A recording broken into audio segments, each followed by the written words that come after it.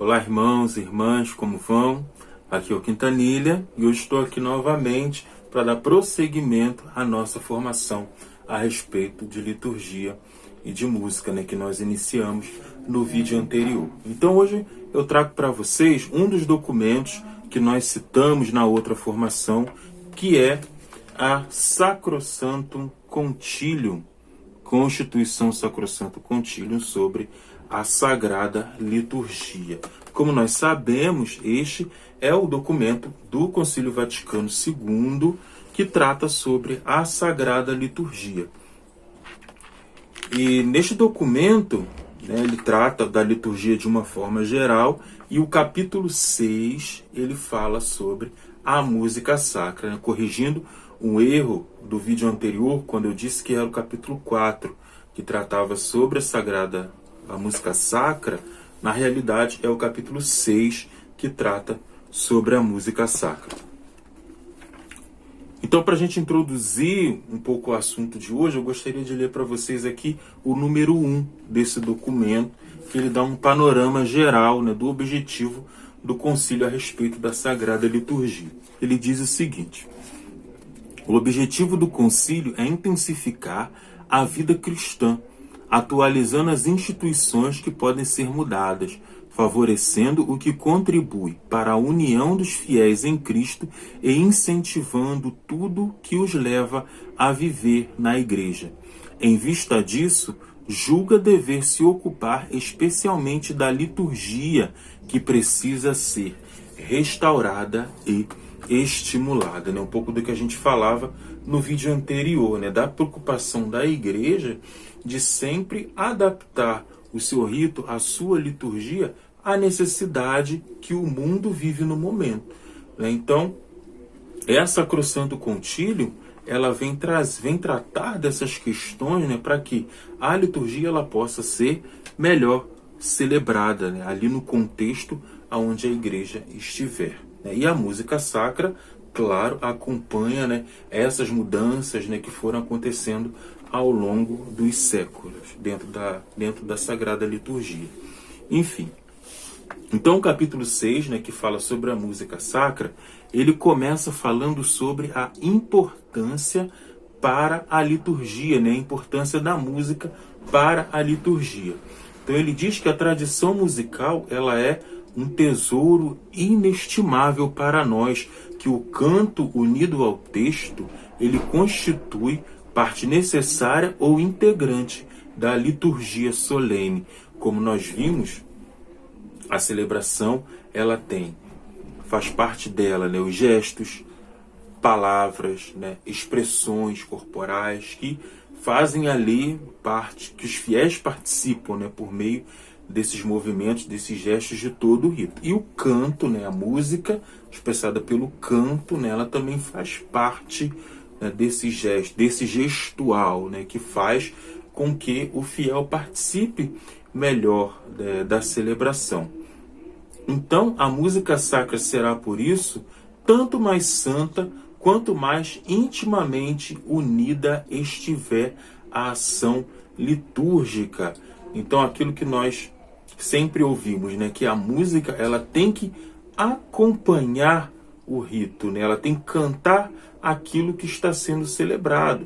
Por exemplo, é o canto de entrada, o canto de entrada que tem que falar sobre aquele momento ali, do povo reunido, de que nós estamos reunidos para celebrar o sacrifício, o canto do ofertório, que vem falar da entrega do pão e do vinho, o canto da comunhão, que nós vamos receber o sagrado corpo e o sangue do nosso Senhor. Então, cada música cantada em seu momento, ela deve expressar aquilo que está acontecendo no rito, porque senão não faz sentido nenhum de ter aquela música ali naquele momento. Também ter a consciência de que a música deve acompanhar o momento. Então, o canto de entrada, o padre chegou no altar, acabou o canto, acabou de ser distribuída a comunhão, o canto acabou, Então, a música acompanha o rito, ela nunca se sobrepõe ao rito. Então, assim, a música vai ser possível de cumprir a sua finalidade, que aqui no documento diz que o fim da música sacra é a glória de Deus e a santificação dos fiéis, né? Um pouco do que a gente também falava no outro vídeo, né? Que por meio da música Deus se manifesta ao homem e o homem se revela também a Deus, né? Por meio da música e da participação na liturgia. Então, se a música canta o nosso mistério, né? A salvação operada por Cristo, ela contribui para que nós participemos sempre melhor da celebração. Então a ação litúrgica reveste-se de maior nobreza quando é celebrada de modo solene com canto, com a presença dos ministros sagrados e a participação ativa do povo, né? E assim a Sacrosanto Concilium trata da importância da música para a liturgia. Seguindo aqui o capítulo, o segundo tópico ele vem falar sobre a promoção da música sacra, da importância, né, de se promover na igreja, na diocese, a questão da música, principalmente pela escola cantorum. O que é a escola cantorum? Né? São os corais, né, para aprender aquelas músicas, né, que fazem parte da tradição da igreja, aquelas músicas mais solenes que podemos cantar nas celebrações, né? E aqui na nossa diocese, também algumas paróquias nós vemos esse movimento, né, de se formar corais, né, de ensinar às pessoas aquelas músicas que são da nossa tradição, né? Então nós vemos cada vez mais esse movimento, né, aqui dentro da nossa igreja, né? Inclusive, o documento traz aqui, né, desse grande importância nos seminários, noviciados e casas de estudos religiosos de ambos os sexos, bem como nos outros institutos e escolas católicas,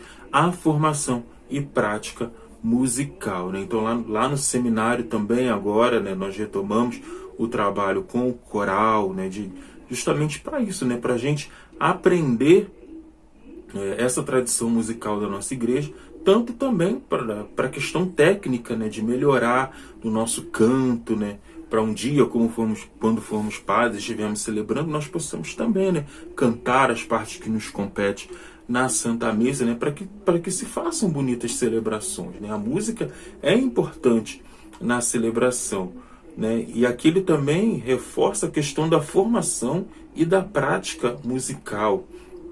Muitas vezes nós não ligamos muito para isso, né? Para a questão do estudar, de se aperfeiçoar. Às vezes também não temos condições, né? O que é totalmente compreensível dentro da realidade que nós vivemos, né? Mas às vezes, dentro da nossa própria paróquia, nós podemos encontrar meios, né, sempre de melhorar, sempre de nos aperfeiçoarmos, né?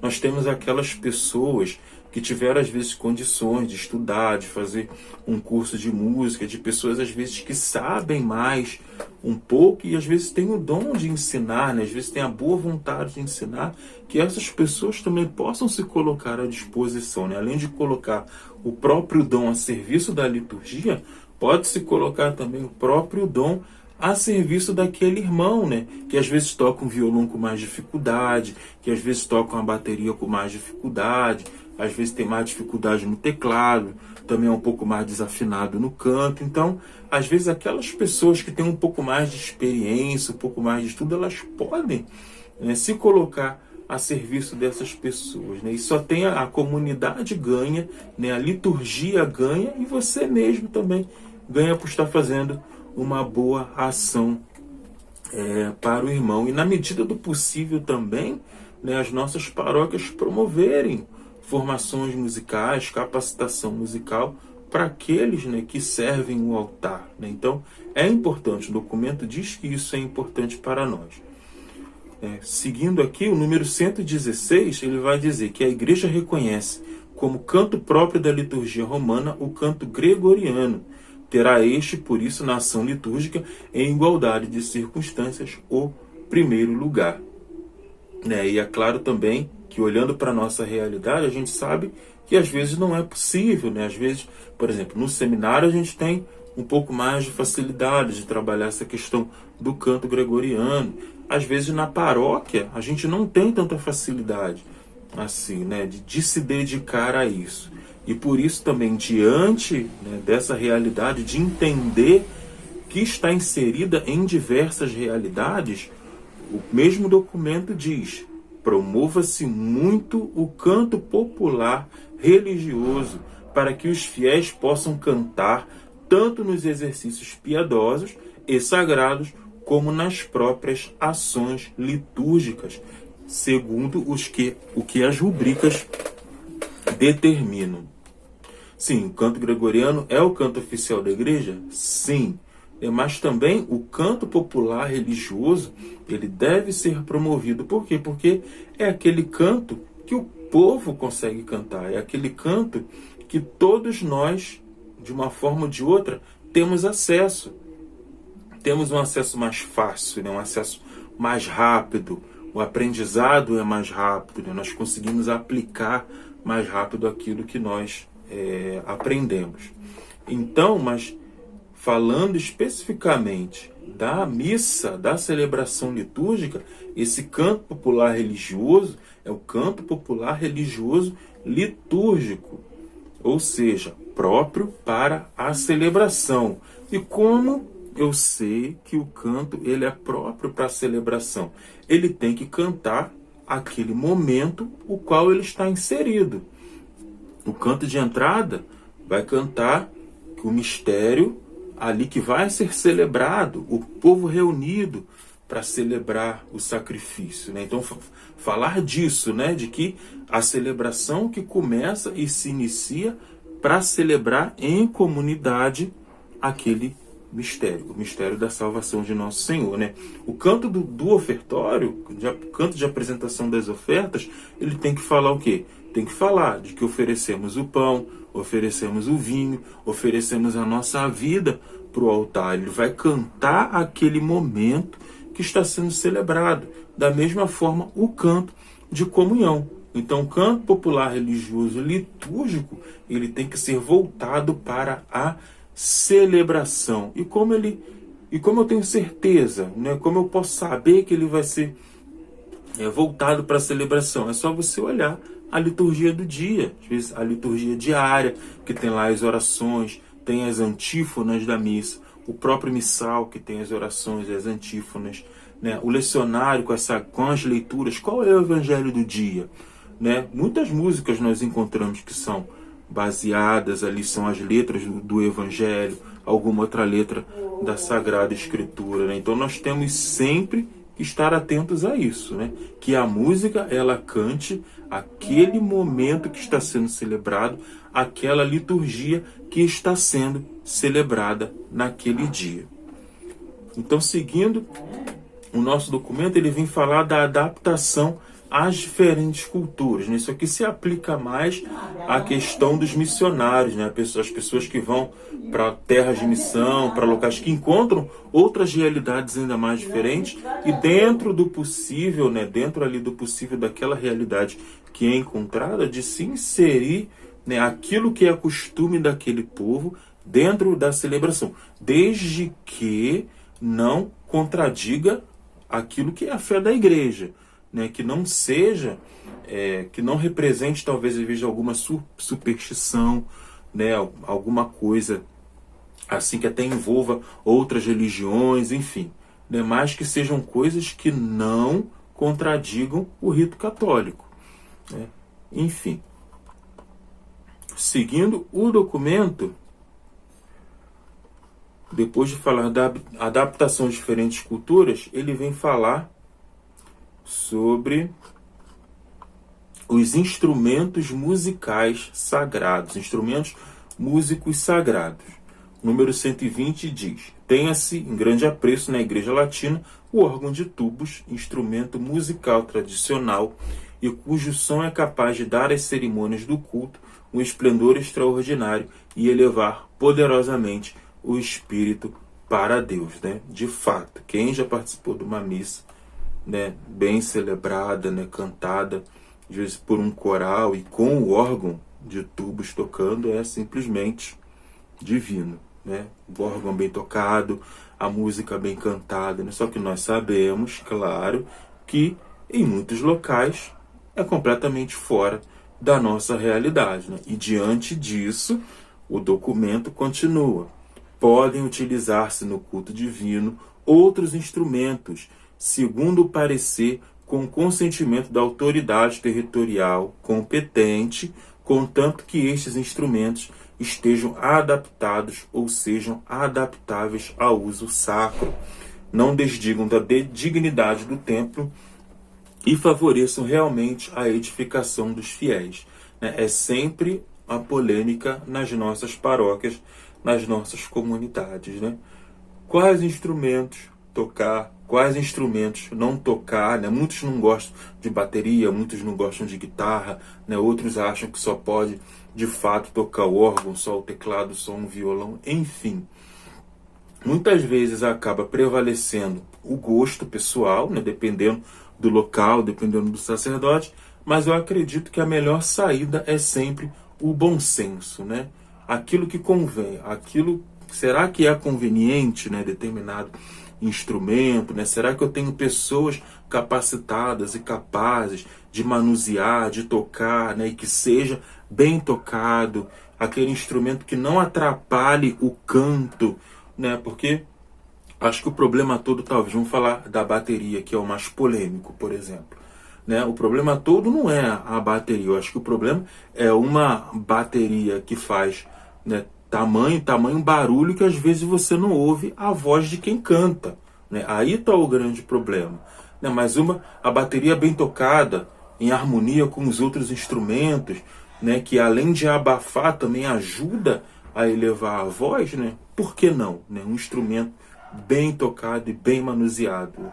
Enfim, é algo que se deve conversar, e que se deve, claro, chegar sempre num consenso naquilo que é melhor para determinada comunidade.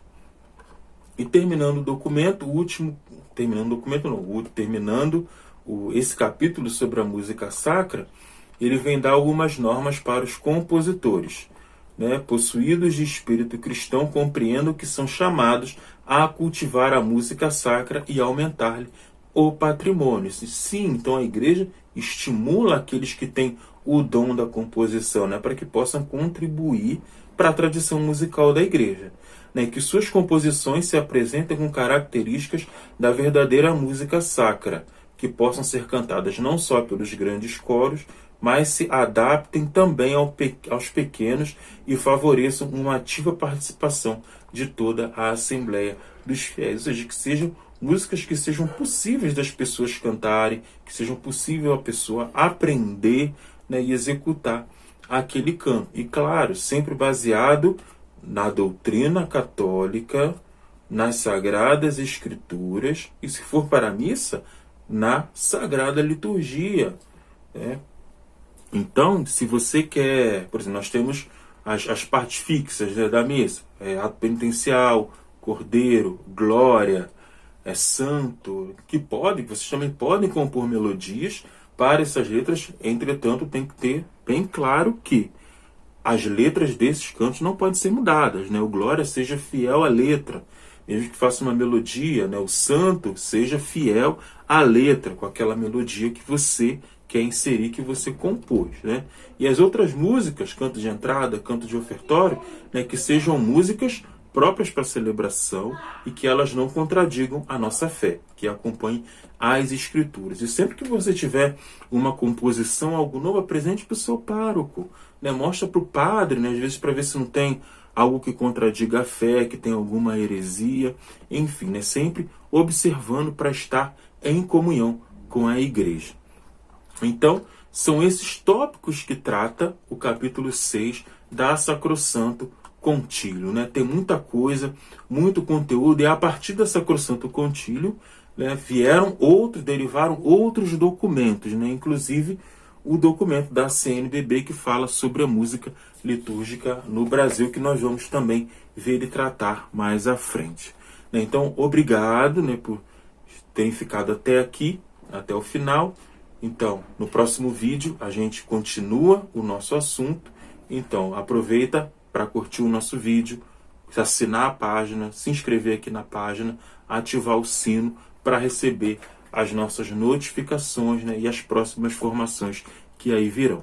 Muito obrigado pela atenção de todos e até o próximo vídeo.